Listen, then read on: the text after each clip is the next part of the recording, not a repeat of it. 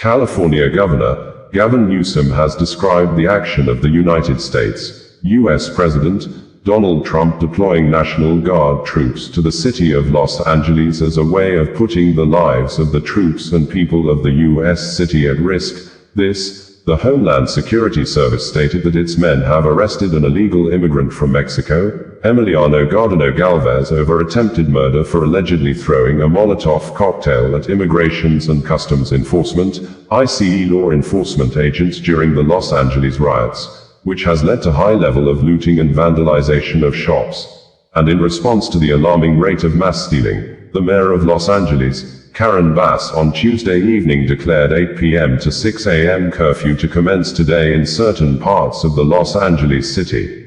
Los Angeles Police Department Central Division, in a statement after the curfew was declared yesterday, said, multiple groups continue to congregate on First Street between Spring and Alameda.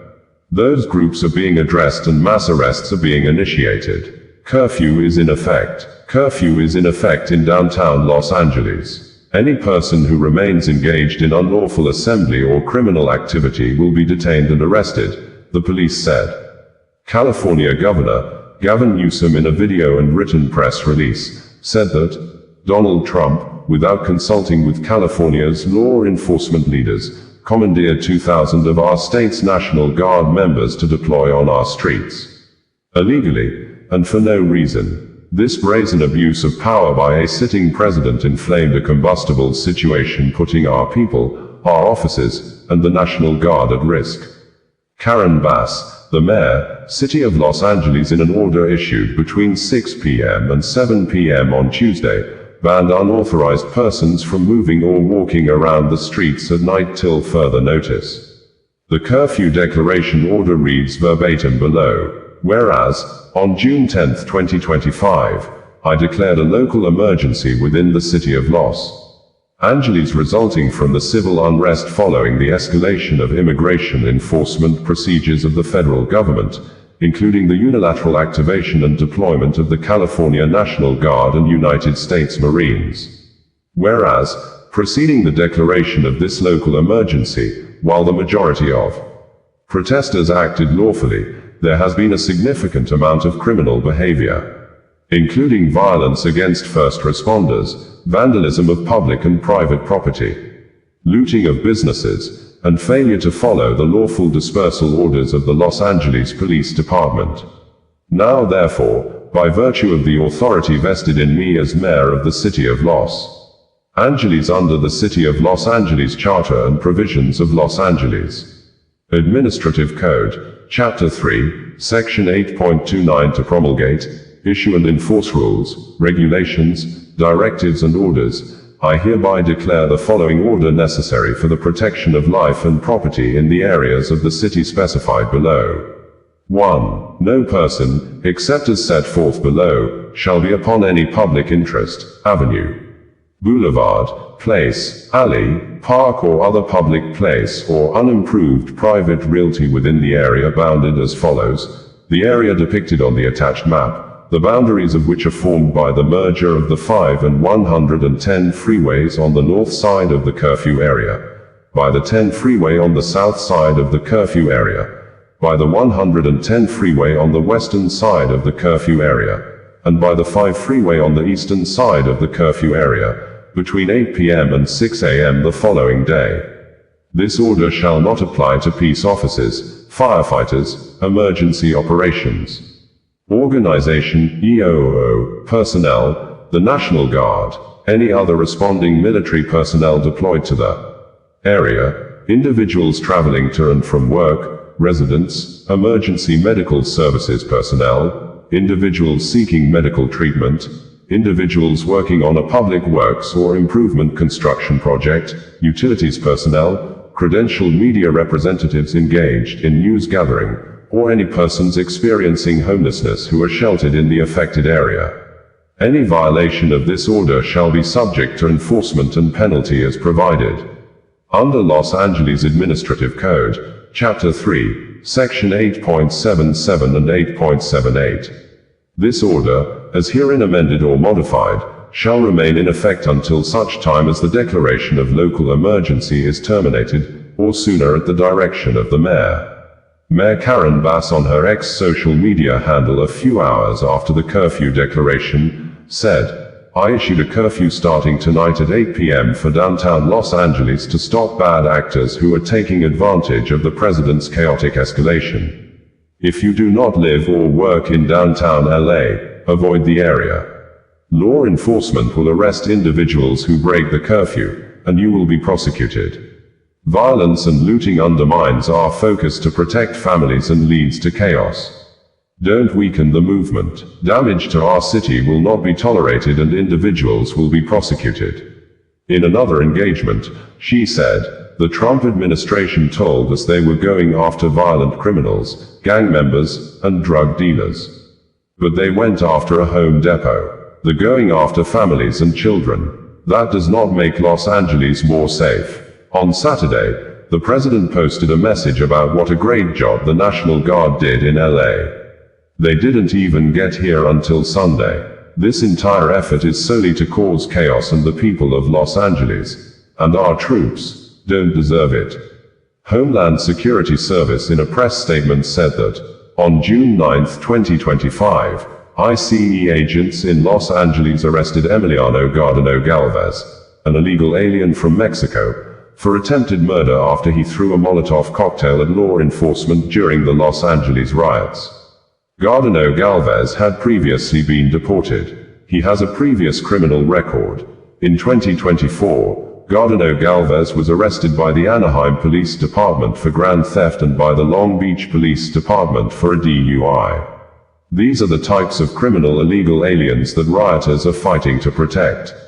We had reported that the California governor, Gavin Newsom, has reacted to the arrest threat issued against him on Monday by the United States, U.S. President Donald Trump over the unrest and ongoing violent protest across the streets of one of the cities in California, Los Angeles, over Trump-led government crackdown and massive raids of immigrants in the Los Angeles city, with the governor daring the president to come and arrest him, that he does not give a damn over his arrest, that he cares more about his communities, with emphasis that the situation in downtown Los Angeles is a manufactured crisis by President Donald Trump-led government.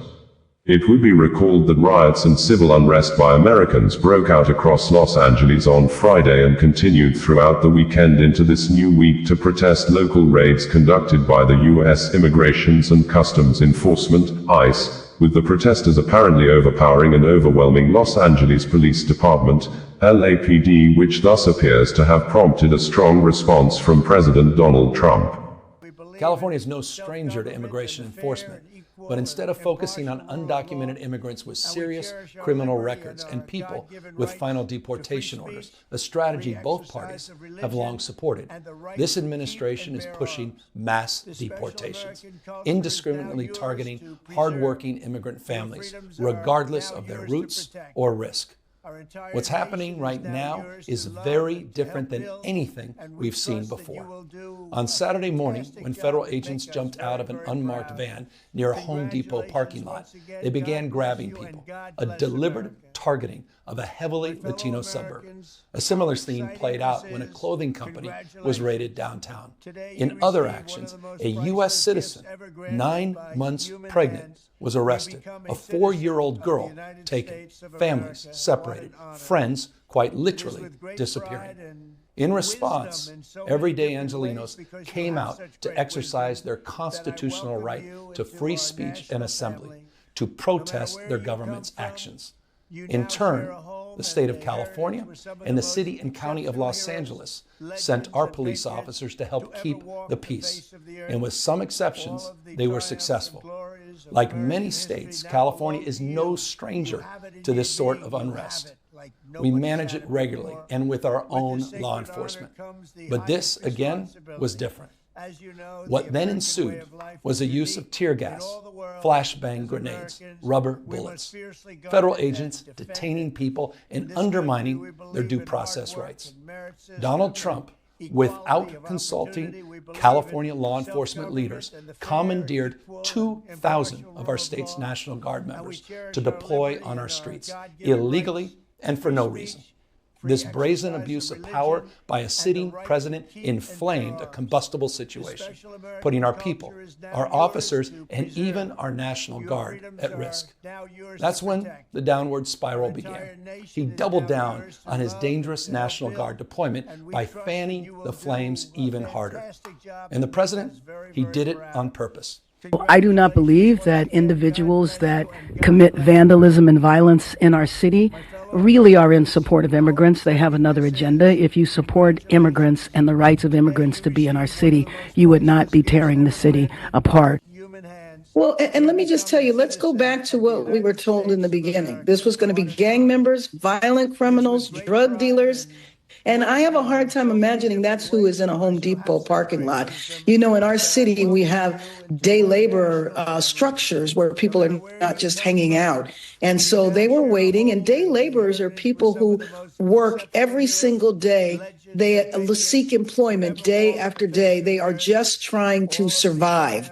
And to have them being chased through a parking lot, or to have an office be raided where the family members are calling home saying, hey, I think I'm going to be detained. And then the family shows up with small children and they watch their parents be carted off, and then they can't contact them. They don't know where they are. The people that are detained have no legal representation or no access to legal representation. And from the immigrant rights community, which is a very well developed, established community in Los Angeles, this is a serious departure from the way things were handled in the past. Bringing you the news in a more digital way. Thousands of residents in Northern Ireland of Ballymena almost throughout on Tuesday night continued a mass protest against foreigners or immigrants over alleged sexual assault on a female minor by suspected Romanians, leading to a more chaotic situation on Tuesday around Clonavon Terrace area and Bridge Road, with protesters seen engaging police officers with petrol bombs, heavy masonry, bricks and fireworks, with police authority, the Police Service of Northern Ireland, PSNI, confirming that the violent civil unrest was brought under control around 1 a.m. on Wednesday morning night, adding that 17 police officers sustained serious injuries, and the police service senior officer, Chief Constable John Butcher, described the protest as a racial behavior. It was gathered that some shops and homes of foreigners were set ablaze by the protesters who staged the anti-immigrant protests across several streets in Ballymena, forcing many foreigners to flee the city over fear of being attacked. The protests in Ballymena, Northern Ireland, erupted following the alleged sexual assault of a teenage girl on June 7, 2025, in the Clonavon Terrace area. According to Reuters, hundreds of masked rioters attacked police and set homes and cars on fire in the Northern Irish town of Ballymena on Tuesday, in the second successive night of disorder that followed a protest over an alleged sexual assault in the town. Calm was restored to Ballymena, located 45 kilometers, 28 miles, from the capital Belfast, at around 1 o'clock local time, 0000 GMT, police said. Officers in riot gear and driving armored vans responded earlier with water cannon and non-lethal rounds, known as attenuated energy projectiles, after being attacked by petrol bombs, scaffolding and rocks that rioters gathered by knocking down nearby walls, a Reuters witness said. Police Service of Northern Ireland, in a series of statements issued on its website and social media handle, said that police continuing to investigate a serious sexual assault on a teenage girl in the Clonavon Terrace area of Ballymena on Saturday the 7th of June have made a third arrest. Detective Inspector Alford from the Police Service's Public Protection Branch said, a 28-year-old man was arrested yesterday evening, Monday the 9th of June. He has been unconditionally released from police custody following questioning. We have to date charged 2 teenage boys with attempted rape and our inquiries are continuing. They both appeared before Coleraine Magistrates Court yesterday morning, Monday the 9th of June, in connection with this investigation. We would reiterate our appeal for information. If you were in the Clonavon Terrace or Waveney Road area on Saturday evening, and witnessed what happened or noticed anything suspicious, please make contact with police on 101, quoting reference number 1522 the 7th of June 25. The 29-year-old man, arrested during the disorder in Ballymena on Monday night the 9th of June, has been charged to court. He has been charged with riotous behavior, disorderly behavior, attempted criminal damage and resisting police. He is due to appear before Ballymena Magistrates Court on Thursday the 3rd of July.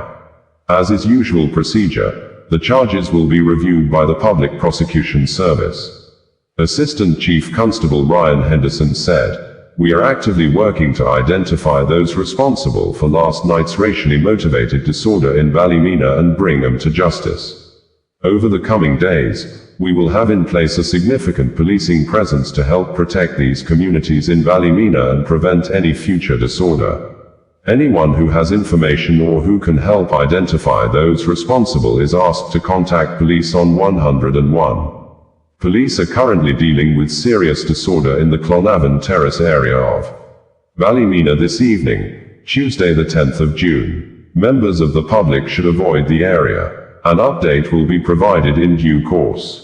Calm has been restored in Ballymena following serious disorder in the Clonavon Terrace, North Road and Bridge Street areas last night. Disorder broke out shortly before 8 p.m. and continued for several hours with masonry and petrol bombs thrown at police offices and police vehicles. A number of homes and businesses were also attacked. During the disorder, authorized officers discharged a number of attenuating energy projectiles, AEPs, and the water cannon was also deployed in an attempt to disperse the crowds. Calm was restored to the area at around 1 a.m. Police also dealt with sporadic disorder in Newtonabbey and Carrickfergus with some incidents in North Belfast. The Police Service of Northern Ireland condemns the disgraceful scenes of violence on the streets last night, Tuesday the 10th of June. In a second night of rioting and disorder, mainly in the Clonavon Terrace area of Ballymena, police officers came under sustained attack over a number of hours with multiple petrol bombs, heavy masonry, bricks and fireworks in the direction.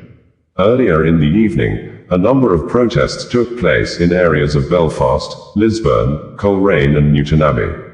Officers attended to monitor the situation and ensure an appropriate and proportionate policing response. In Carrickfergus, 2 bins were set alight and bottles and masonry thrown at police in the Sunnylands area by a group of 20 to 30 young people at around 8:30 p.m. In Newtonabbey, bins were set alight at the Roundabout on O'Neill Road. During the course of the serious disorder in Ballymena, authorized officers discharged a number of attenuating energy projectiles, AEPs, and the water cannon was also deployed in an attempt to disperse the crowds. Businesses and homes were attacked and damaged and a number of vehicles were also set on fire in the area. 17 officers were injured with some required hospital treatment. 5 people were arrested on suspicion of riotous behavior and remain in police custody this morning. A male was also arrested on suspicion of disorderly behavior on the O'Neill Road in Newtonabbey. A number of nearby roads were closed by police to ensure the safety of the public and local residents, and to enable officers to deal with the situation and disorder safely. All roads were subsequently reopened.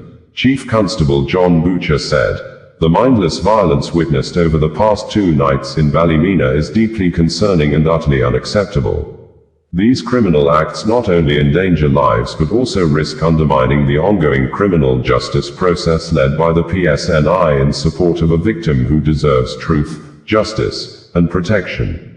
Ironically, and frustratingly, this violence threatens to derail the very pursuit of justice it claims to challenge.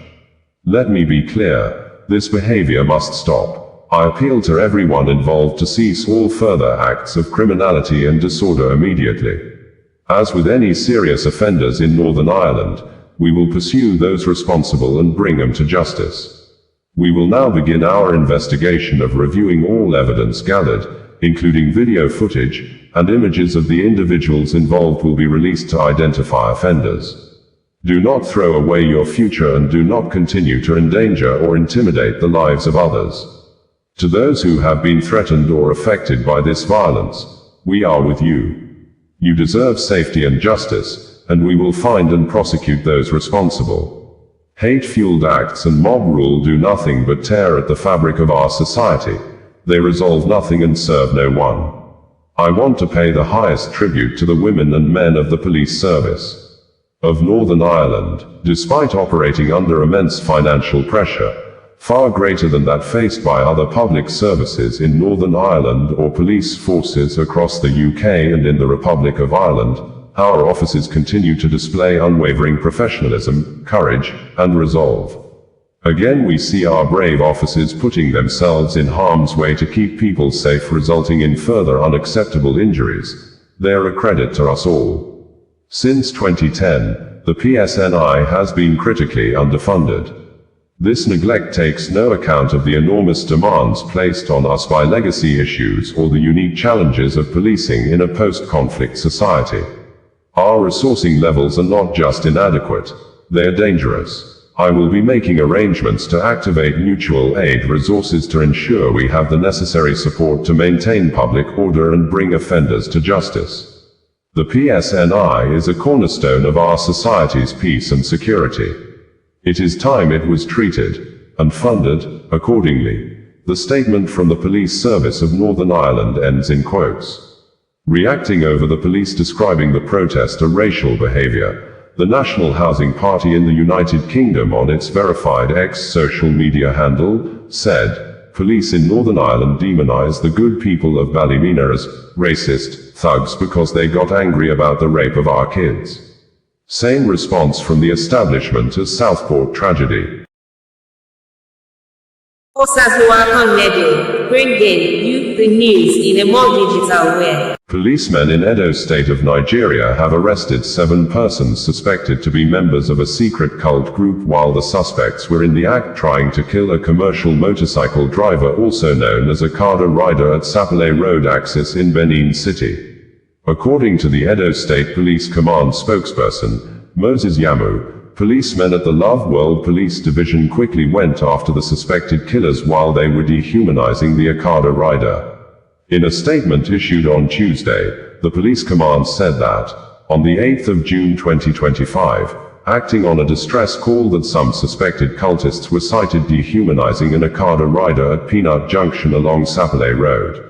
Operatives of the Love World Division immediately responded and arrested 7 suspects, namely, Eric Charles, 25 years, Gift Neris, 24 years, Odion Asaro, 19 years, Festus Osai, 26 years, Oaz Igodaro, 19 years, Samuel Sabi, 22 years, Destiny Bernard, 20 years, while 2 yet to be identified escaped. 2 of the suspects confessed to be members of the Maphite confraternity. 1 pestle, 1 machete, 1 live cartridge, and 1 tricycle with registration number AUC 184VH were recovered during the operation. Investigation is ongoing and suspects will soon be charged to court. The command's house-to-house arrests of identified cultists is ongoing and will be sustained till cultism is brought to the barest minimum. The Commissioner of Police, CP Monday Agbonika, FDC assures the general public that the command will continue to discharge its duty with utmost professionalism, Moses Yamu stated in the command news release. We had reported that the Edo State Commissioner of Police, Monday Agbonika, has announced the commencement of house-to-house arrest of people suspected or identified as members of a secret cult group in the South-South geopolitical state of Nigeria. We had reported that the Edo State Governor, Monday Okpebholo, has called for more stakeholders' supports and actions towards ending secret cult-related killings and other organized violent crimes in the state, stating that the aged-long secret cult war in the South-South state of Nigeria has driven away a lot of investors and as such, Edo State has been at a loss of $1 billion every year, with statistics, according to the governor, showing that the natives of Edo State top the list of the highest diaspora remittances in Nigeria, but over 95% of the natives divert the funds to other states to avoid secret cult violence in the state also known as the heartbeat of the nation. We have reported that the Edo State government led by Governor Monday Okpebholo has issued an executive order, blacklisting a government-registered acclaimed sociocultural organization, the Neo-Black Movement, NBM, as a violent organization among those responsible for violent crimes of high rates of secret cult-related homicide killings in the state, and in a swift reaction, the president of the Neo-Black Movement of Africa, NBM, Olusegun Osaikor, while speaking with a panel of presenters at Arise News Television during the TV program, accused the governor, Monday Okpebholo, of allegedly using members of the Black Axe confraternity during his election, adding that the governor never consulted with them to know if members of Black Axe confraternity are also members of the Neo-Black movement, saying, the governor is now attacking NBM because of Black Axe, stressing that Black Axe confraternity is a criminal organization, insisting that members of the confraternity are never members of the NBM, and shortly after the NBM president's statement, large group of youths in Edo State led a solidarity protest march to the Edo State Government House in Benin City to express their support and willingness to defend the government policies and actions to stop the massive destructions of lives and creation of young widows and high rates of fatherless children in the state due to secret cult activities. Assessments of some of the pro-government policy protesters indicated that some of them are people who may have identified themselves in the past as members of the Neo-Black movement, and they also appeared to be people very loyal to one of the prominent leaders of the NBM, Anthony Arden aka Tony Kabaka, who trended when he was interviewed about the activities of the NBM in a BBC documentary published by the British Broadcasting Service some years back. We had report that, in apparent anger, Edo State government under the leadership of Governor Monday Okpebholo has issued a serious warning with a strong message sent to the president of the Neo-Black Movement of Africa, NBM, Olusegun Osaikor, that the Edo State government has started consultations to enable it take more appropriate legal action against the Neo-Black movement, saying, the international headquarters or secretariat of the movement situated at Amagba area in Benin City that was demolished last month by the state government, has been an enclave used for planning and execution of secret cult-related killings by members of the Neo-Black movement. The governor also referred to and described as Black Axe secret cult, probably expressing more anger that the leadership and members of the Neo-Black movement had the courage to come out publicly to identify themselves with the demolished building. The governor said they will be made to face prosecution. The national president of the Neo-Black movement, Olusegun Osaikor, while speaking in reaction to the demolished building on a Rise News TV program, said, the movement is not Black Axe, emphasizing that Black Axe is a criminal organization while the Neo-Black movement is a social cultural organization that promote and engage in humanitarian services. It would be recalled that we had reported that the Edo State Police Command of Nigeria Police Force has confirmed the arrest of 95 persons in connection with the killing of more than 15 people between April 25, 2025 and now in the renewed deadly and bloody apparent supremacy secret cult war in the state among members of the Black Axe confraternity aka AEA, Maphite confraternity aka Great Men, and I.C.E. confraternity aka Elids, which started with the killing of a physiotherapist, simply identified as Alex, and another individual at the University of Benin Teaching Hospital, UBTH Back Gate, Ugbowo, in Benin, with the Edo State government led by Governor Monday Okpebholo launching a retaliatory war against businesses and individuals allegedly aiding secret cult killings in the state. Thus, sealed off Eterno Hotel, planned to demolish the hotel owned by People's Democratic Party, PDP chieftain, Honorable Matthew Idaikemwen, who was the Director General of Asuan Ogie campaign organization in the last governorship election in the state, on the ground that a particular secret cult group members gathered at the Eterno Hotel to plan their recent killings in the state. And in addition, the Edo State governor also sealed off and marked a residential building for demolition also owned by a PDP chieftain, Francis Enegbeneki. Osazuwa Connedo, bringing you the news in a more digital way. Osazuwa Connedo, bringing you the news in a more digital way.